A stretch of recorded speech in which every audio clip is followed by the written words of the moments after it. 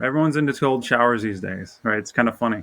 So imagine you're in a cold shower, whether you do this or not. But if you do, imagine you're in this cold shower. It's intensely cold and you're shivering. Like, do you try to distract yourself and think of a hot beach? Or do you immerse yourself in that pain? Because if you're sitting there and you're trying to distract yourself and try to feel and imagine a beach, you're missing out on a lot of juice. You're actually conditioning yourself to escape, to dissociate, which is bad. Don't do that. Immerse yourself in the feeling, like put yourself in your body in that intense pain, whatever it feels like, the sensations, that's the juice. Because if you can condition yourself in that, you allow so much more voltage to move through you. The suppressed emotions move out, the conditioning doesn't have its control of you. And I didn't really realize that until recently, almost by accident. How do people like us, with a drive to excel and a belief in our own agency, navigate life's complexities? How do we sift through the vast sea of knowledge to find actionable insights in areas like habits, health, wealth, and relationships? Come with me as I interview intellectuals and all-stars to refine life's ungoogleable lessons. I save you time and effort by finding the best of life's messy questions in this podcast to give you the answers. My name is Blake Bottrell, and this is the Distilled Podcast. My guest today is probably a guy you want to hide your wallet around because he can memorize your credit card in less than 5 seconds. A 3-time USA national memory champion, he has set records at the pinnacle of memorization, coached the Vietnamese national memory team, and has even been the #1 Google result for memory coach in the USA. Despite his success and proficiency in memory, he has found a winding path and arrived at the destination of helping people release old memories and emotions, causing mental blocks and severe mental health challenges. John Graham, welcome to the show. Man, what an intro. That was probably the best one ever. So thanks, Blake. I'm happy to be here. I work on it. So there seem to be a handful of books in your life that have catalyzed sort of major changes. And the biggest one being Moonwalking with Einstein, but then also Rich Dad, Poor Dad, The 4-Hour Work Week. And I'm guessing a little bit on the last one here, but potentially The Surrender Experiment by Michael Singer. Mm-hmm. And I was wondering if there's one that sticks out to you as the most important for you on your journey. Yeah, most important 10 years ago was Moonwalking with Einstein. Because when people think of me in memory, they think I'm born that way. Like with a really good memory. Oh man, I wish I could be like him. And the truth is I learned how to do this at 27 years old. Like learned how to memorize massive amounts of information. So that book really broke the myth that of photographic memory. It's almost a complete myth, the way it's portrayed. So that book changed it all. But now in my life, The Surrender Experiment. You've done your research for sure. Not necessarily the book. I mean, I would say The Untethered Soul was the first one that started it. Right, by Michael Singer. The 3 by Michael Singer are life altering because we're kind of taught to create our own path and have a vision for your life and have a business plan, especially for entrepreneurial minded people. But he kind of goes, I saw him in person and he said, getting what you want is overrated. And I was like, what? It took me probably a full year to understand what he meant, but now I'm fully in agreement with him. And this podcast will probably uncover why, but the Surrender Experiment is trusting in a higher force, and people call it all kinds of different names, but it's not just trusting it, but showing that it actually works. You can get more done in less time. You can be more aligned. You can be more in flow. That's really what it is. It's just learning how to tap into that, because so much of us try to force our reality and our goals, and we have so much stress and resistance because of it. But I learned the deeper reason why. And I think those books really changed me for that.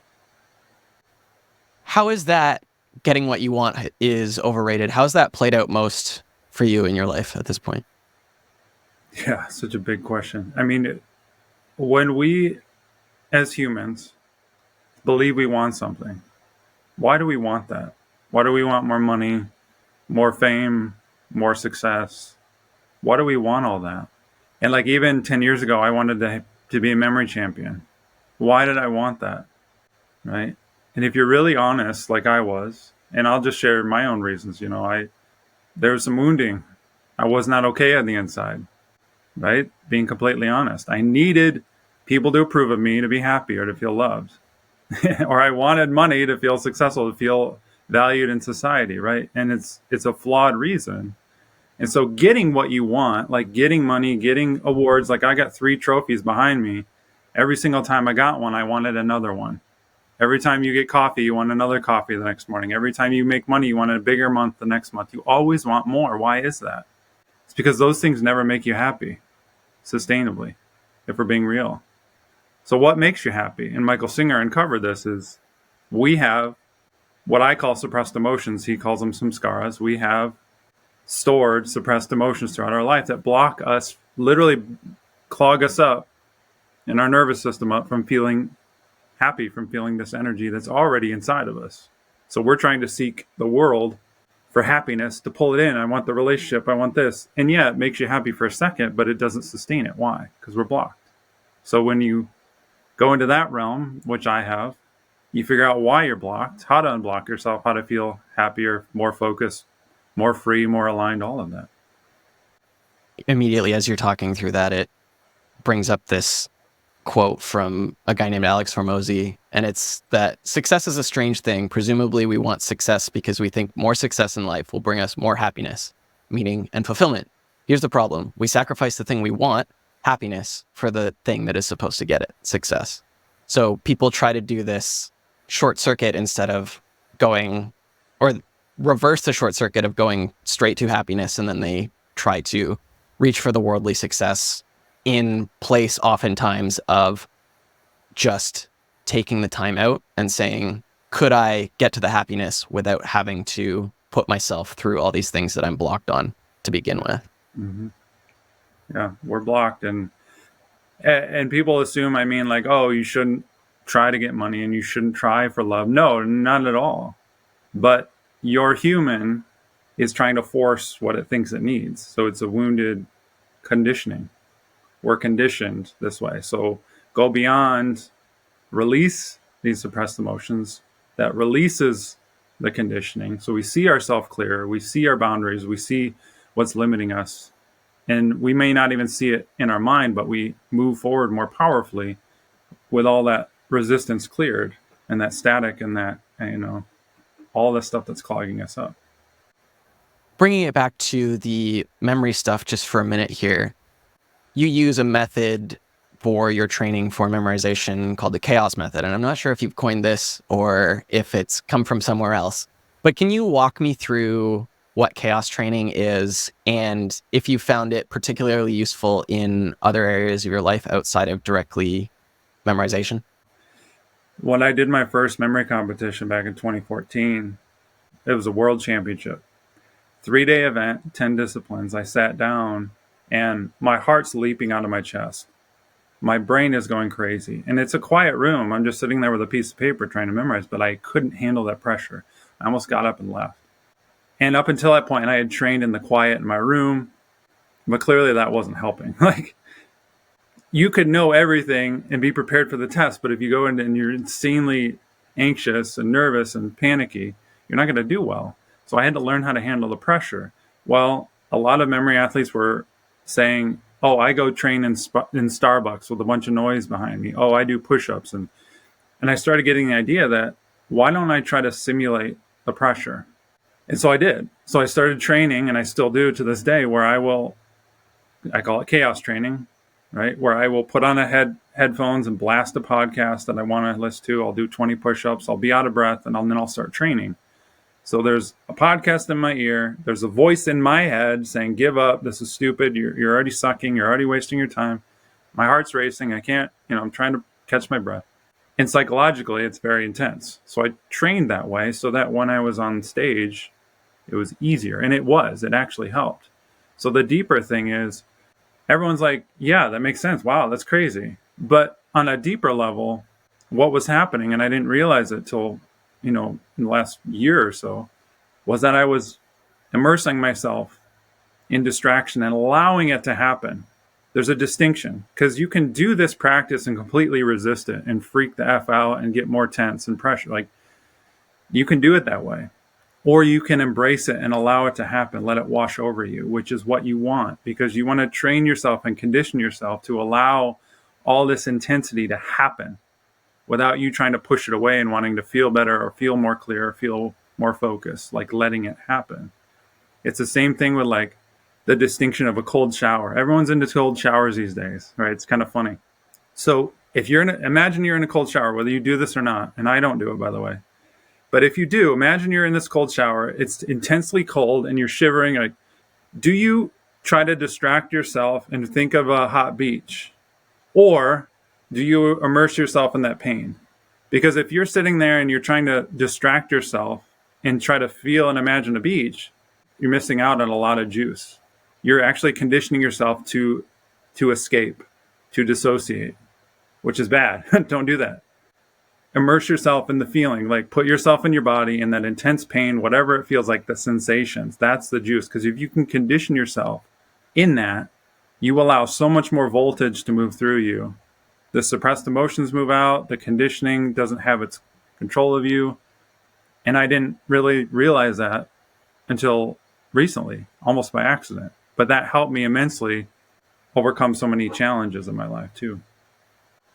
This sort of allowing the distractions in as a result of the training is a good build, but I think there's also a through line in here of allowing memorization tasks to affect other areas of your life. And while the actual act of sort of rote memorization is not overly applicable in a lot of real world scenarios for most people outside of some things like names or language learning, or if you have to give a presentation on stage or something like that, those are areas in particular where people might find some of this stuff helpful. But as you have come to get better at this memorization and everything that goes along with it, do you find this helping you in other areas of your life, whether it's entrepreneurial endeavors or you feel like your brain is getting snappier? Is there something that this act of memorization is helping you to build other tangential skills alongside of? No, sure. I mean, other than the pressure, which I talked about, that's probably been the biggest thing, the biggest revelation. And memory techniques is not always practical, like you said, right? What it is helping me with is there's another distinction here of wasting energy versus allowing something to come in. So with memory techniques, you're basically tasked with creating associations. Like if I'm to remember your name, Blake, what's the first thing that comes to my mind, right? Is it Flake? Rhymes with Flake. Is it Blake Lively? Is it another Blake that I went to high school with, right? Blake Griffin. I could do a Google search with my left brain and look for all the possible answers and come up with the best one, right? And that's exhausting because that uses energy. Or I could use the intuitive right brain way, which I highly suggest what I've trained with, where you allow something to come in. Like if you get quiet and I look at the name Blake, something comes in immediately. Our brains like to filter that out and censor it and judge it. Like, ooh, that's not great. I want to come up with something different. So that's one of the nuances that I've trained myself in, is trusting whatever comes to me intuitively in that moment. So I'm faster.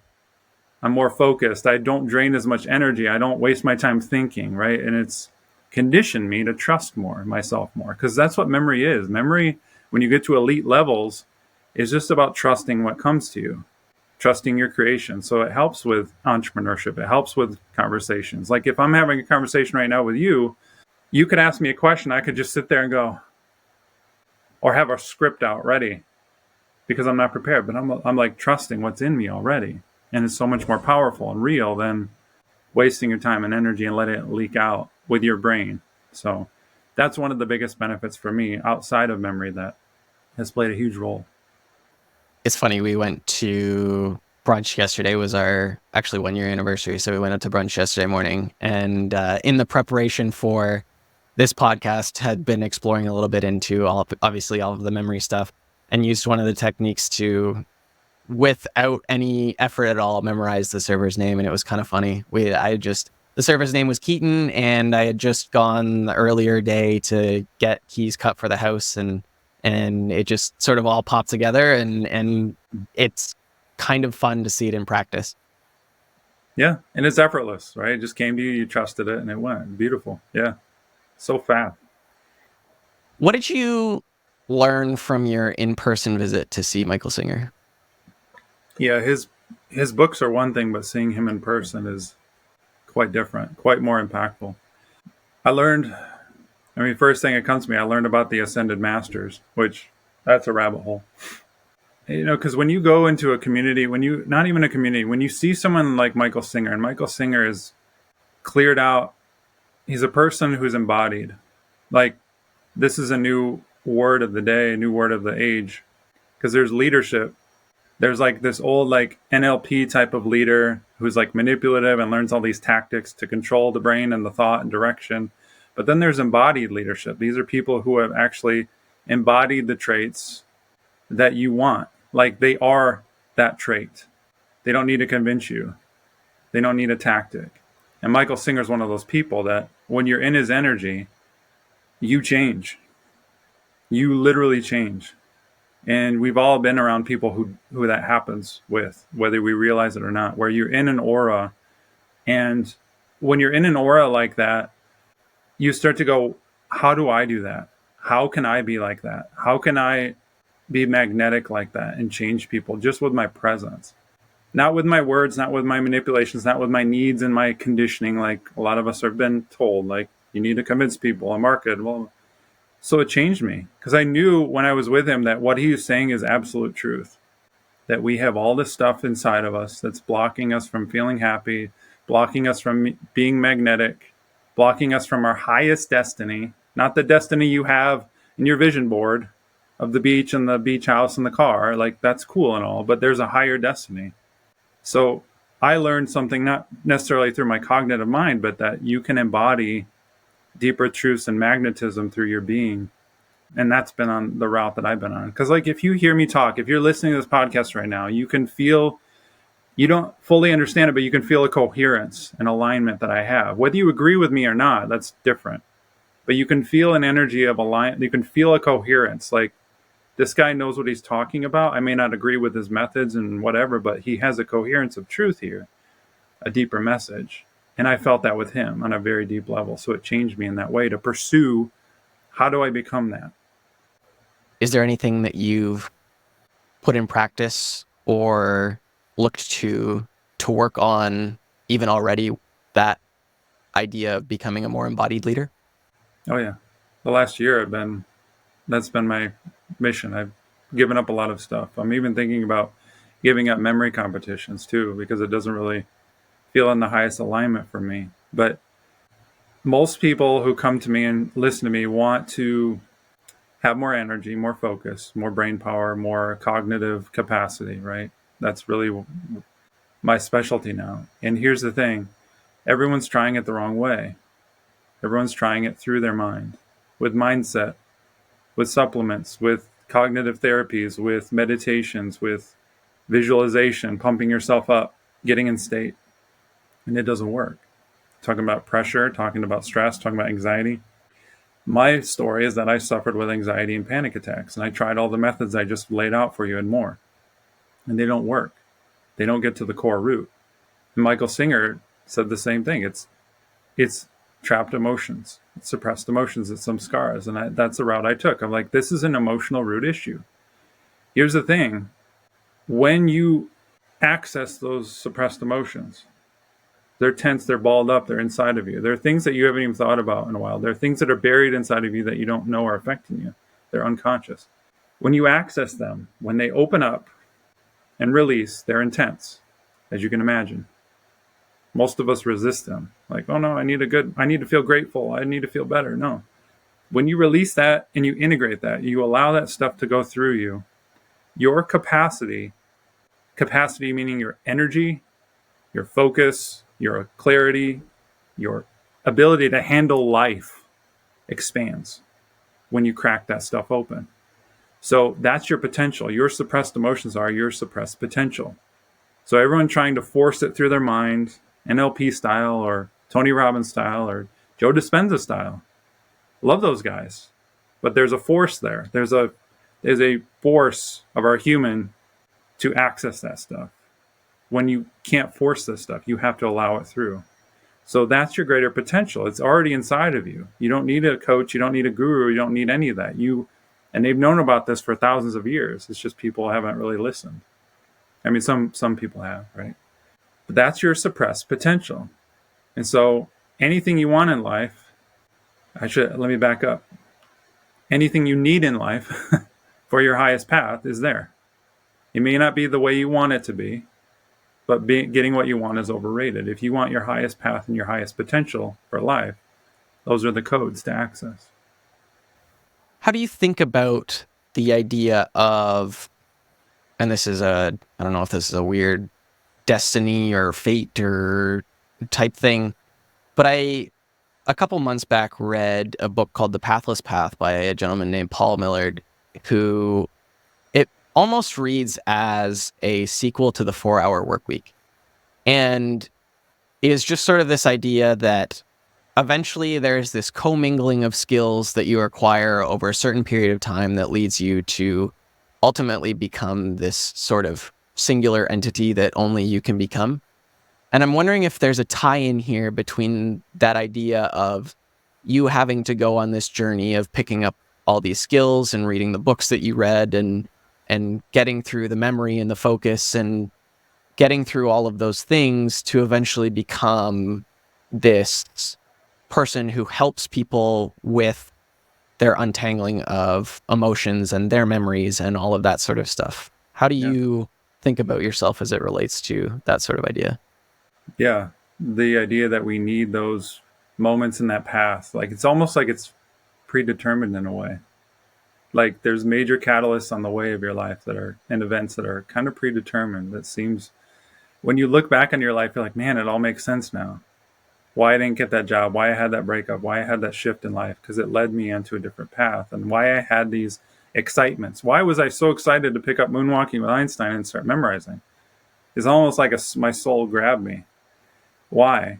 Because we all want to know our what's the word these days? We want to know like our mission, right? Everyone's like, I want to know my divine mission or whatever it is, and that's cool. But and we want it now. But if I didn't go through the memory at the highest level and have panic attacks and have anxieties and go through this pressure and sit in China with my heart leaping out of my chest or perform in 400 million people, if I didn't have those, I wouldn't have the capacity and the skills needed to be in my highest alignment and mission. So every hardship, every breakthrough was getting you there.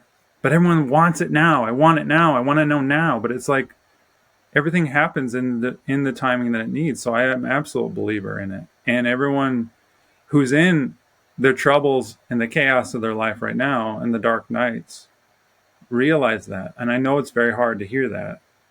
But when I was in my dark night of the soul just a little over a year ago, going through panic attacks every day, like multiple, I didn't want to hear that either. But looking back where I am now, it was the greatest gift of my life, because I hit a wall. It's like I tell this all the time, if you imagine you have a heart attack and you survive, you're going to change. You're going to eat better. You're going to exercise. You're going to drastically change your life because you hit the scariest point in your life. I did that with panic attacks. And because of that, it literally forced me into a new direction. I couldn't continue doing things the way I was. And it pushed me into a new realm, like, okay, this clearly isn't working, do this. And so these are divine guidances to your higher path. So even when you're having massive resistance, it's telling you something. There's intelligence there. Don't keep forcing it and trying it. And there's something there to be learned. And I took that to heart. And clearly there is a path, a guidance here, taking you higher and higher if you listen to it and if you actually follow it and allow it to happen instead of resisting it. I have a quote here from you that says, the longest trek I've ever made in my life is going from my head to my heart. What does that mean to you? I was in my head for 36 years of my life, believing that my mind was the way to it, like thinking was the way to the top, and the mind was the way to the top. And the mind is even representative of all the things we want and desire in life. Visualize your way to the top, achieve to the way to the top, think and learn and accumulate knowledge. Like, here I am, a memory champion. I wanted to accumulate all the knowledge and memorize, right? It ain't it, right? It doesn't get you to what you want in life. It doesn't get you to the happiness, right? That I mentioned earlier. So the heart, one of my mentors years ago was like, get in your heart, get in your heart. I was like, what does that mean? How do I do it? What are the steps? Notice I'm in my head. Notice like, how do I do that? What are the steps? And it caused all my anxiety, all my like struggle and resistance because I was living in my head, which is very much a me, me, me.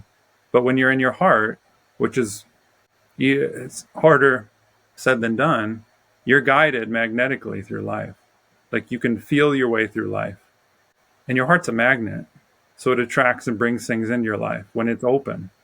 When it's open. Which again, you talk about all these blockages, we have all this stuff blocking our heart. That's what's in the way. Our heart's naturally on. It's just we close it off because we can't handle the voltage of life. We can't handle the resistance and the angers, the frustrations, the anxieties. So we shut down. And we live in our head to cope with the world. So going from my head to my heart went from thinking about me and what I wanted and needed to be okay to living through my heart, which allows me to serve, allows me to gain more. And the big word these days is abundance, meaning like more of everything I need in the moment that I need it. People, money, resources, feelings.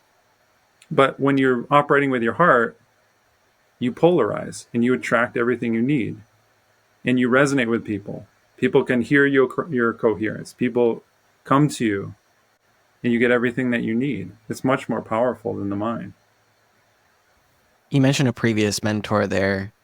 How do you think about the role of mentors in your life, acting as a mentor? This is a topic that I keep coming back to in the last 6 months to a year of everybody wants to think that they can sit alone in their room and do the breath work and do the meditation and get to the end goal on their own.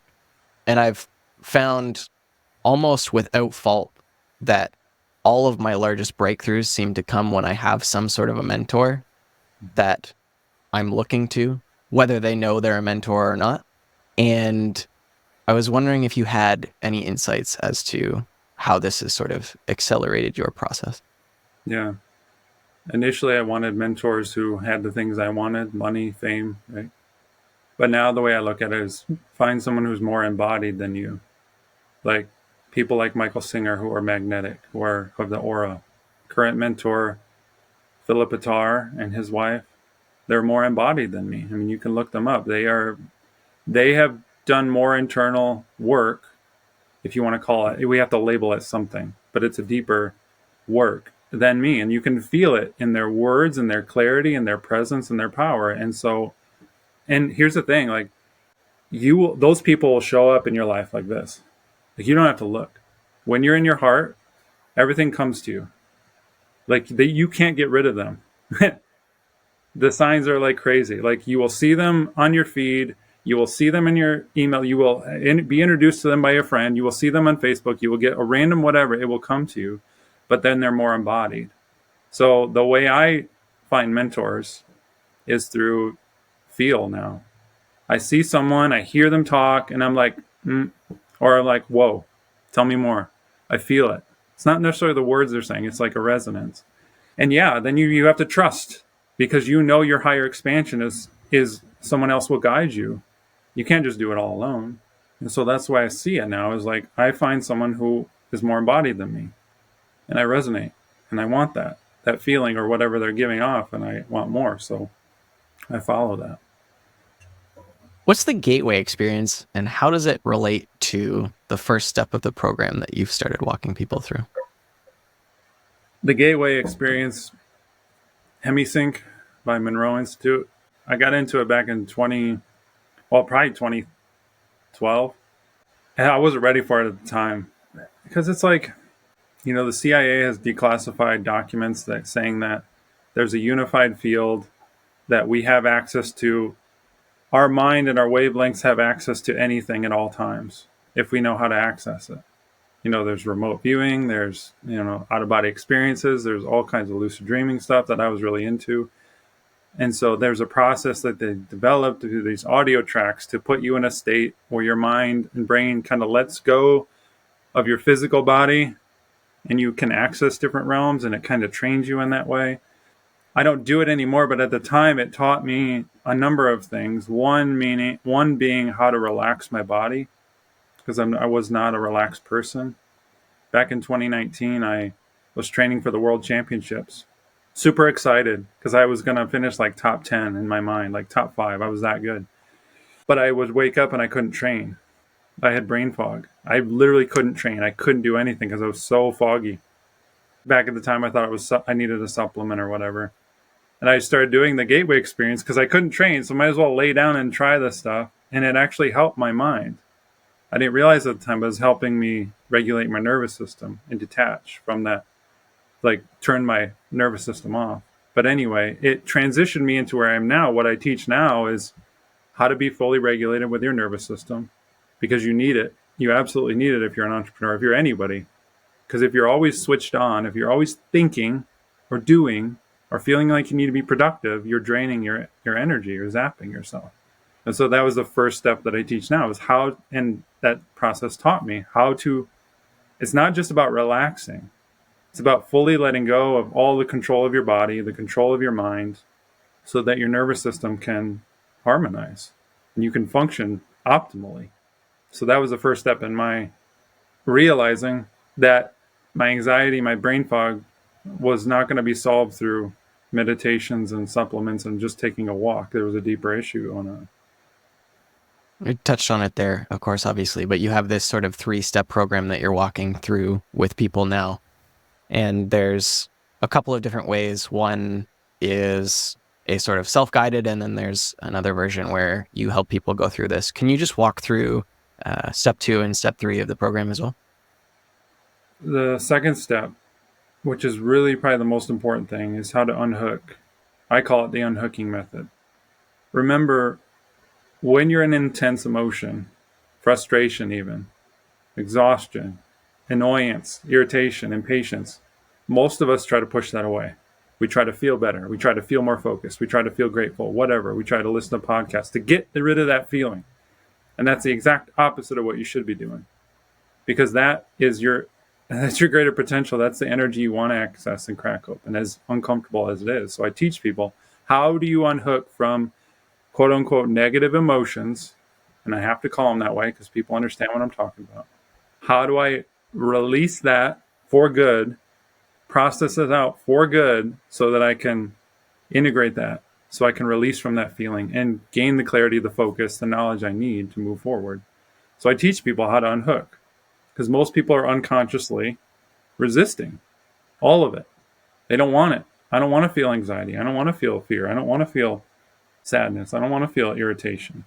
And we're unconsciously resisting and piling up more trapped emotions, which are causing more of the brain fog, more stuff. The third step is what I call catalyst integration. Catalyst meaning an event in your life, because we all have big events in our life, or small, that we couldn't handle. We literally couldn't handle. They were so intense. So we pushed them away. Like, imagine you're a toddler and you're screaming at the top of your lungs in church, and your parents like, shh, quiet, stop, here's a sucker, sit down, watch this, go over here, distracting you from your feeling. That's kind of what we're taught as kids. Like, our emotions are a burden sometimes. Stop that, watch this show. And so we're conditioned to avoid and push those away.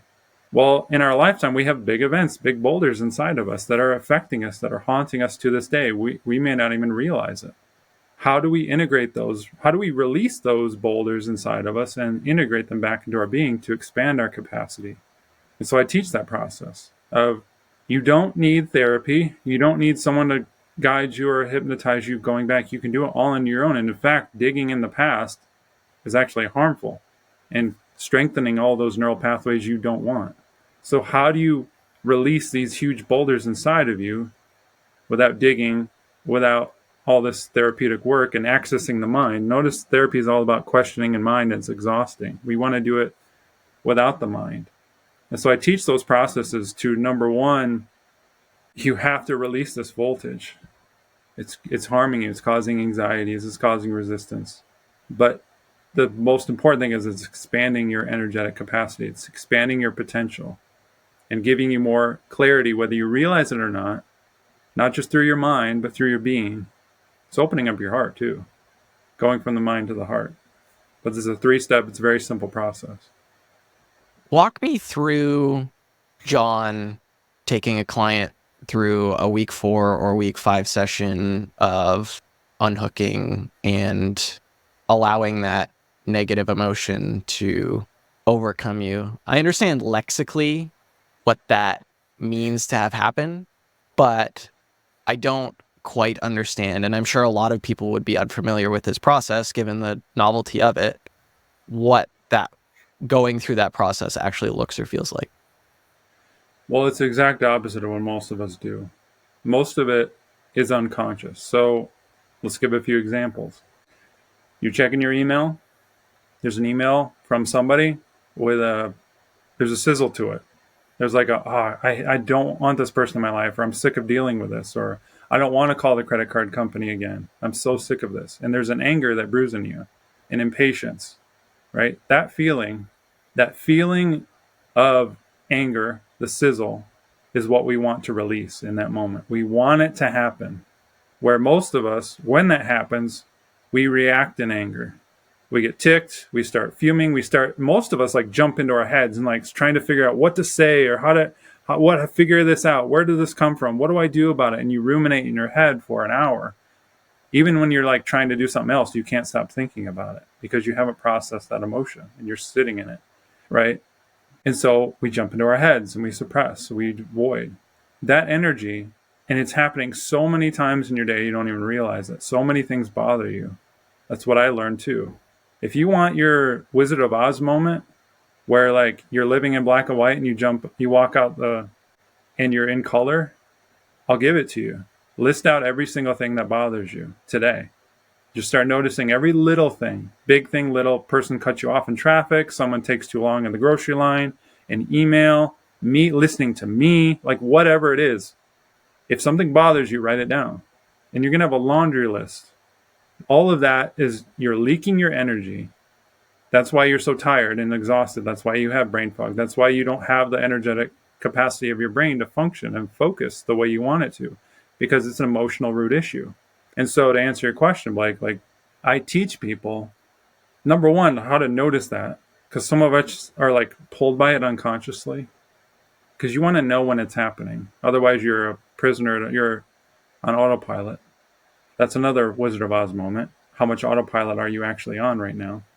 And just like whatever, just being guided through the day by this stuff. But how to handle that? How do you sit there or stand there or walk in that feeling without, and here's the key, without using your mind? Because everyone uses their mind. They're obsessed with their mind, trying to figure everything out. Your mind will not let you process this emotion. How do you let go of the mind, relax your body, feel that uncomfortable feeling so that it releases and integrates in you? And so that's the unhooking process. It's retraining you, conditioning you to let this voltage out as it's happening instead of suppressing it and spinning in your head with all that static and rumination.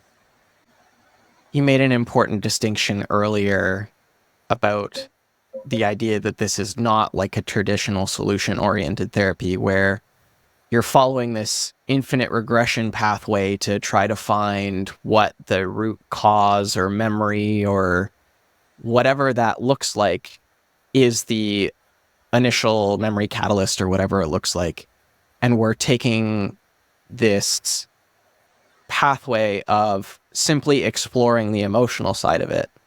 And again, this could be coming back to the idea that I'm trying to solve a problem with my brain here, and probably is.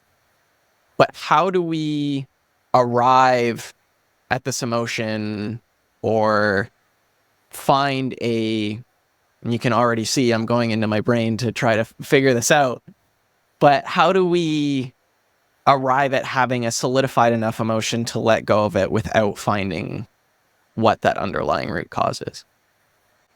Everything that bothers you is your gateway. Any moment that bothers you is a gateway, meaning an emotion opens up when you're irritated. And everyone thinks like, oh, I'm irritated because of this person. That I'm irritated because of the credit card company. Let's use that example. The truth is, you're not irritated because of the credit card company. The credit card company was a catalyst that poked what's already inside of you. You have a suppressed energy and emotion and a conditioning that's causing that emotion. It's from, could be when you were 15, could be from when you were 12. And it doesn't really matter, but it's from earlier in your life and it's wrapped up. So the moment you're frustrated with the credit card company, that acts as a portal. Now a gateway opens up and now you have access to the energy to release. Like the reason it's happening in that moment is because it's ready to go out. Yet we tense up and we jump in our head and we suppress it and it doesn't come up and then it goes back down and we have to do it later, you know? So that's the number one gateway is like the moment anything happens. And I tell my clients this all the time, you will not want to do this. You will not want to release this and feel this. I guarantee you, because you're so conditioned to feel, always trying to feel better, always resolve it, or always jump in your head. But that gateway has opened. A door has opened. A portal has opened. Whatever you want to think of it. Something is coming up, bubbling up. And now it's your choice. Do I release it and feel into that or not? To answer a deeper level, for catalyst integration, some of the stuff, getting mad at the credit card company will open up previous memories. And that's what I guide people through is like, you don't do this with your head, but if you're in the anger of the credit card company and you know, and I guide people through this, how do you transport back in time to that core memory? It makes me think of the movie Inside Out, the core memory that started it all, right? But you can do that subconsciously without a hypnotist, like feel into that portal, go back to that core memory, and not through your mind, but through your emotions, let go of that and feel all that nastiness that's coming up. But to answer your question, every moment that you're disturbed is a portal to what needs to come out. How do we avoid falling prey to something like the focusing illusion, where we tend to focus on something and make it bigger and badder than it could potentially otherwise be if we were to just let it dissipate? Well, the mind is not the solution. I mean, just writing that down is helpful as a mantra. I mean, I don't love mantras, but as a reminder, the mind isn't going to help you with any of this. So recognizing you're in a rumination. And here's the thing. We all ruminate, we all overthink because it's a way of trying to figure out our problems. But you can't figure out your problems in your conditioning. Like you're at a level, anyone's at a certain level. Here's your level. You can't outthink and get to your next level through your mind. So your mind's never going to be able to figure that out. So if you're overthinking or ruminating, you're underfeeling. But just knowing your mind is not going to help you is the best thing I can give anyone here. It's interesting to almost think of that like a teeter-totter or a balancing of the two sides of your brain. And I guess it makes sense, left brain, right brain, as I talk through the idea in my head, but ability to use the emotional side and the intellect side as being totally separated. I know you're a dad to 3 little ones. How do you, and obviously I think they're a little bit younger than would be useful for some of this information, but how do you think about helping them as they come into their older years of exploring some of these things and not allowing them to hold those even poor core memories in the first place, if we can even potentially circumvent that from the start? This is a really good question. So my daughters are 4, 2, and I have one that's going to be born any day now. All girls. They already know how to handle their emotions. We get in the way as parents, as conditioned. You know, it's not our fault. We're all collectively conditioned this way. So my job is not necessarily to teach them with words how to do this, but to embody it. Here's the embody. If you don't know what embody means, this is it. Like if I can be grounded and allow my emotions to move through, they will witness that and they will become that naturally. Like we have learned through our parents, not through what they always say, but we have the same relationship issues our parents had. Why? Because we watched it, we modeled it. That's all we knew. We embodied it. We took on the same patterns as our parents. My dad had anxiety, has anxiety. That's how I got it because I, held in a lot of the stuff he held in, right? So we embody it. So my job is to work on myself to allow all the voltage through me so that they can do it too. And I'll give you an example of this, right? Just like 2 weeks ago, my youngest, who's 2, she was melting down. Like, okay, she had a fork in her hand and I was cooking. Both my girls are there with a fork. And I turn and look over and she's like shoving a fork in her eyeball. I'm like, no, no, no, no, no, no. Like, and I no, like, and because of that reaction, because I was like reacting and like, oh my gosh, stop. Like, I'm trying to protect her, right? That was my intention. She freaked out. She shut down and she started hyperventilating. Why? Probably because she thought daddy is, disappointed in me. I'm doing something wrong, and shut down based on that reaction. So she started hyperventilating. In that moment, and the old way is like, I could have shushed her. I could have said, it's okay. I could have just talked to her like, no, no, no, daddy was whatever. I could have stopped her. I could have watched a show. I could have distracted her. All of that people do. That's okay. Or I could have just sat with her, and I did. I just sat with her, held her, I let her emotion flow through her, and then she cleared. Took her a minute. She was good. Then I could talk to her. Then she was cleared of that emotion. But if I was like, and here, listen to this. If you can hear it, you can hear it. If I can't handle her energy, her emotion, I wouldn't have been able to do that. Meaning, if I can't handle my own emotions, then I will distract her and stop her, because it's so uncomfortable for me to experience a screaming toddler that, oh my gosh, I need a show. I can't handle this. Notice how you perpetuate the problem, because if you can't handle your own stuff and voltage, they won't be able to handle their own because they won't feel safe in it. So my work is I handle my voltage so it doesn't bother me, so I can stay calm and present and focused, so I can allow that stuff to move through her, and I teach her that it's safe to feel your emotion and to let that happen instead of bottling it up. I think it's hard for people to dabble in a lot of the metaphysical concepts that we've talked about today without it somehow affecting their spiritual life in some way. How has this journey that you've been on sort of affected your spiritual life? I grew up Catholic, so I was very ingrained in Catholicism and going to church and right and wrong and sin and all that stuff. And nothing's wrong with that. I have a different view now, but the way I see spirituality is just the pursuit of truth. So I just label it that way.